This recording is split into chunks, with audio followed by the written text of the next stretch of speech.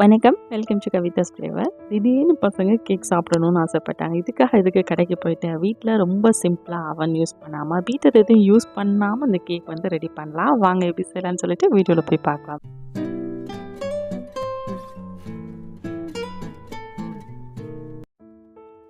ஒரு கப்பு மைதா மாவு எடுத்துக்கலாம். ஒரு 1/2 ஸ்பூன் அளவுக்கு பேக்கிங் பவுடர், 1/4 ஸ்பூன் அளவுக்கு பேக்கிங் சோடா. இந்த மாவை நல்லா சலிச்சு எடுத்து வச்சுக்கலாம். இப்போ வேறு ஒரு பவுலில் 4 முட்டை நான் எடுத்துருக்கிறேன். இந்த முட்டையை நல்லா விஸ்க் வச்சு மிக்ஸ் பண்ணி விட்டுக்கலாம். எப்பயுமே முட்டை சேர்த்து நம்ம கேக் செய்யும் பொழுது முட்டையை அடிச்சிட்டு இருக்கும் பொழுதே எந்த எசன்ஸ் யூஸ் பண்ணுறோமோ அதை மிக்ஸ் பண்ணிட்டோம் அப்படின்னா முட்டை ஸ்மெல்லே இருக்காது.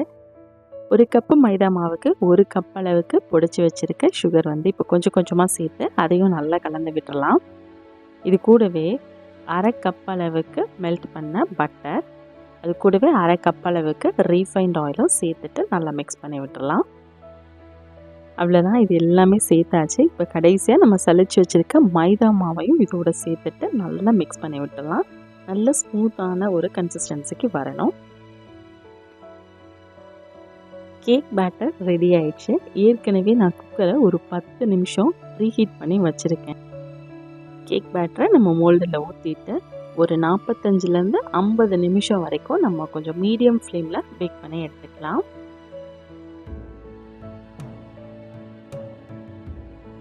சுட சுட ரொம்ப சிம்பிளான கேக் ரெடி ஆயிடுச்சு. க்ரீம் எதுவும் யூஸ் பண்ணாமல், அவனும் யூஸ் பண்ணாமல் குக்கர்லேயே வந்து நம்ம கேக் ரெடி பண்ணியாச்சு. டீயோட வச்சு சாப்பிட்றதுக்கு ப்ளைன் கேக் ரெடி ஆயிடுச்சு. இந்த கேக் ரெசிபியை நீங்களும் உங்கள் வீட்டில் ட்ரை பண்ணி பார்த்துட்டு எப்படி இருக்குன்னு சொல்லுங்கள். நான் வேறு ஒரு வீடியோவில் சந்திக்கிறேன். Until then, it's bye from Kavita. Thank you.